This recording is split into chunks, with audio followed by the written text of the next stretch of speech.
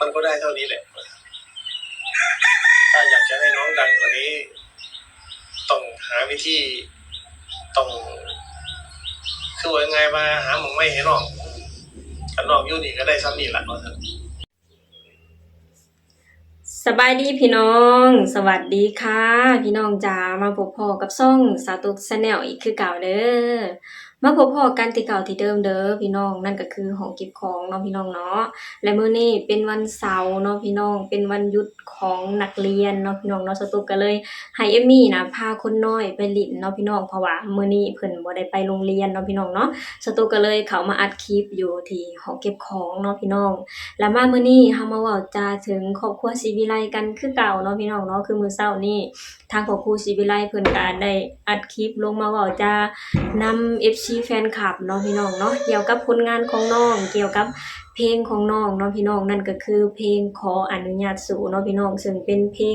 ลงใหม่ล่าสุดของธิดาน้อยของเฮาเนาะพี่น้องซึ่งฟังแล้วเป็นเพลงที่ม่วนและเป็นเพลงที่ค่อนข้างมีคุณภาพเนาะพี่น้องเนาะเพราะว่าทางครอบครัวเพิ่นก็แต่งออกมาจากหัวใจจากความรู้สึกเนาะพี่น้องแต่งให้เข้ากับชีวิตของธิดาน้อยของเฮาเนาะพี่น้องที่หอบฝันจากฝั่งลาวมาสู่อยู่ที่ฝั่งไทยขออนุญาตทาง FC แฟนคลับสู่เพื่อความฝันเนาะพี่น้องเนาะก็จะเป็นประมาณนี้เนาะพี่น้องแล้วทางพ่อครูศรีวิไลเพิ่นก็พร้อมที่จะปล่อยแล้วเนาะพี่น้องเฮามาเบิ่งกันพี่น้องว่ามื้อใดที่พ่อครูเพิ่นจะปล่อยลงมาให้ทาง FC แฟนคลับได้รับได้ชมเนาะพี่น้องเนาะซึ่งปล่อยออกมาแล้วสตุกเชื่อได้เลยนะพี่น้องว่าเพลงนี้จะเป็นเพลงหนึ่งที่ดังและมีคุณภาพอย่างแน่นอนเนาะพี่น้องเฮาก็มารอชมมารอติดตามไปนำกันเนาะพี่น้องเนาะและมามื้อนี้สตุกเองก็จะมาเว้าถึงคำเว้าของพ่อครูศรีวิไลที่เพิ่นลงมาเว้ากับทาง FC แฟนคลับมื้อเช้านี้เนาะพี่น้องเพิ่นก็เว้าถึงเรื่องเพลงของธิดาน้อยแหละพี่น้องเป็นเพลงขออนุญาตสู่นี่ล่ะเนาะพี่น้องเนาะแต่ว่าพอเพิ่นได้เป็นแบบว่าเพิ่นได้เอาลงในเฟซหรือว่าจั่งใดแหละพี่น้องแล้วก็มีบุคคลหนึ่งเนาะพี่น้องเนาะที่แบบว่าพยายามจะมาก่อกวนทางครอบครัวศรีวิไลนั่นแหละพี่น้องเว้าไปทำนองแบบว่าธิดาลาวน่ะบ่ดังหรอกจะหยุดแค่นี้แหละ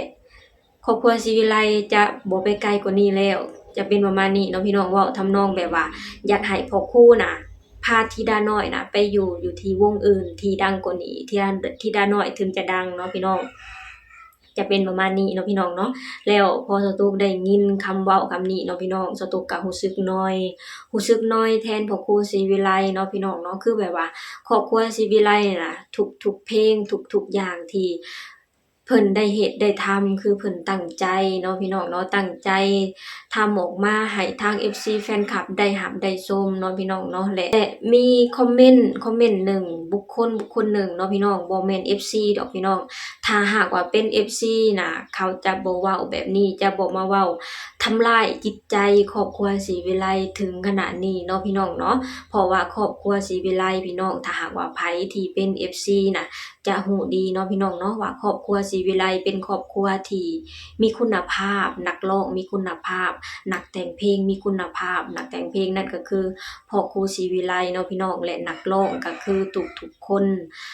เก่งทุกคนเนาะพี่น้องเนาะร้องเพลงออกมาดีทุกคนบ่แพ้นักร้องค่ายอื่นบ่แพ้นักร้องค่ายอื่นเนาะพี่น้องเนาะร้องเพลงออกมาแต่ละเพลงม่วนและกินใจและมีคุณภาพทุกๆคนเลยเนาะพี่น้องเนาะไปพี่น้องเดี๋ยวเราไปชมคลิปของพวกครูไปนำกันเนาะพี่น้องเนาะเพิ่นจะมาเว้าเกี่ยวกับมีบุคคลหนึ่งที่พยายามจะมาก่อกวนหรือมาทำลายจิตใจของครอบครัวศรีวิไลด้วยคำเว้าเนาะพี่น้องเนาะเดี๋ยวเราไปชมคลิปนี้ไปนำกันเลยเนาะพี่น้องก่อนอื่นโมดสตุกเองก็ต้องขออนุญาตนำเจ้าของคลิปนั่นก็คือพ่อครูศรีวิไลเนาะที่จะเอาคลิปนี้ลงมาเผยแพร่ต่อเนาะพี่น้องเนาะไปพี่น้องเดี๋ยวเราไปชมคลิปนี้ไปนำกันเลยเด้อบ้านศรีวิไลเฮาเนี่ยได้เตรียมตัวนะครับได้เตรียมตัวที่จะเข้ามาฟังเพราะว่ามันมีคำดูถูกดูแคลนหลายแห้งทรงบอกว่าผมว่านะครับบอกว่า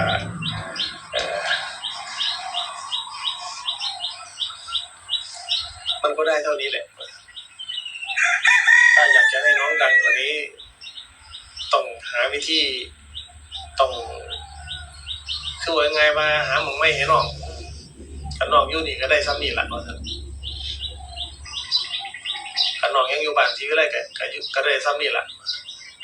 ถ้าอยากให้น้องดังต้องส่งเสริมน้องให้ไปในทิศทางที่ดีกว่านี้หรืออาจไปหาผู้ใหญ่กว่านี้หรืออาจที่ไปหมองไหนที่เขามีวงมีอย่างให้ยืน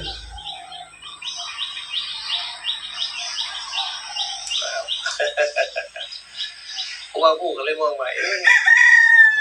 บ้านศรีวิไลเฮานี่คือสิบ่ถิมบ่ปานะคือสิบ่ปล่อยให้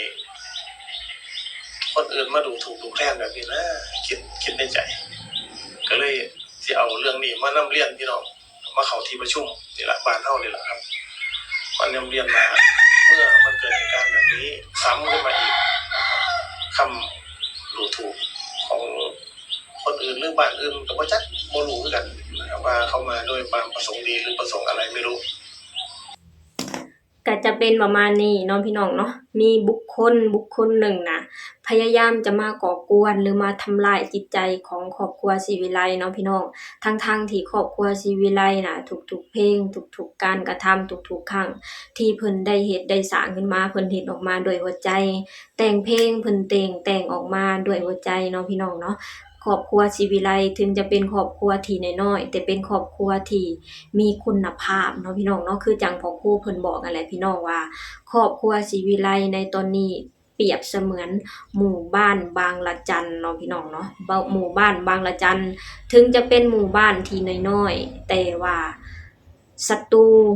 บ่สามารถเข้ามาทำลายได้เนาะพี่น้องเพราะว่าหมู่บ้านบางละจันเป็นหมู่บ้านที่มีแต่คนเก่งๆมีแต่คนที่มีคุณภาพมีแต่แม่ทัพที่มีคุณภาพเนาะพี่น้องศัตรูจึงบ่สามารถมาทำลายได้เนาะพี่น้องเนาะและตอนนี้ครอบครัวศรีวิไลก็เป็นแบบนั้นเนาะพี่น้องครอบครัวศรีวิไลเป็นครอบครัวที่มีคุณภาพนักร้องแต่ละคนมีคุณภาพเนาะพี่น้องโดยเฉพาะธิดาลาวเนาะพี่น้องน้องเป็นเด็กน้อยแค่อายุ12ปีพี่น้องแต่ว่าน้องเองน่ะร้องเพลงออกมาดีร้องเพลงแต่ละเพลงออกมาก็มีแต่เพลงที่ม่วนๆลูกคอของน้องเป็นลูกคอที่มีเสน่ห์เนาะพี่น้องเนาะร้องเพลงใดก็ม่วนร้องเพลงใดก็เป็นตาฟังเนาะพี่น้องแล้วน้องเองก็ยังมีครูแต่งเพลงที่มีคุณภาพนั่นก็คือพ่อครูศรีวิไลเนาะพี่น้องทุกๆเพลงที่เพิ่นได้แต่งมามีแต่เพลงที่มีคุณภาพแต่งออกมาด้วยหัวใจกลั่นกรองออกมาจากหัวใจเพื่อให้ทาง FC ได้หำได้ชมเนาะพี่น้องและ FC ทุกคนที่ได้ฟังการันตีได้พี่น้องว่าทุกเพลงของพ่อครูที่แต่งขึ้นมามีแต่เพลงที่ม่วนและมีแต่เพลงที่มีคุณภาพทุกเพลงเนาะพี่น้องและดังทุกเพลงเนาะเพราะฉะนั้นคนนี้อย่าพยายามที่จะมาก่อกวนอย่าพยายามที่จะมาทำลายเพราะว่าครอบครัวศรีวิไลเป็นครอบครัวที่มีคุณภาพ FC แฟนคลับเป็น FC แฟนคลับที่มีคุณภาพคอยหักคอยดูแลคอยสนับสนุนครอบครัวศรีวิไลทุกช่องทางบ่ว่าครอบครัวศรีวิไลจะอยู่ในความทุกข์หรือจะอยู่ในความสุขครอบครัวศรีวิไลมี FC แฟนคลับที่มีคุณภาพคอยหักคอยสนับสนุนอยู่ตลอดเวลาเนาะพี่น้องเพราะฉะนั้นครอบครัวศรีวิไลสตุกกะเว้าได้เลยนะว่าต่อไปน่ะจะไปไกลกว่านี้อย่างแน่นอนเนาะพี่น้องเพราะว่าครอบครัวศรีวิไลมีนักร้องที่มีคุณภาพมีครูแต่งเพลงที่มีคุณภาพมีครอบครัว FC แฟนคลับที่มีคุณภาพพี่น้องเพราะฉะนั้นจะบ่มีไผมาทำลายได้อย่างแน่นอนเนาะพี่น้องและสตุกเองก็แบบว่าถ้าหากว่าเว้าในความรู้สึกของคนลาวเนาะพี่น้องเนาะที่ในฐานะที่หอบฝันไปฝากอยู่ที่ครอบครัวศรีวิไลเว้าถึงน้องธิดาลาวเนาะพี่น้องถ้าหากว่าสตุกกะเว้าได้เลยนะพี่น้องว่าถ้าหากว่ามีไผคนหนึ่ง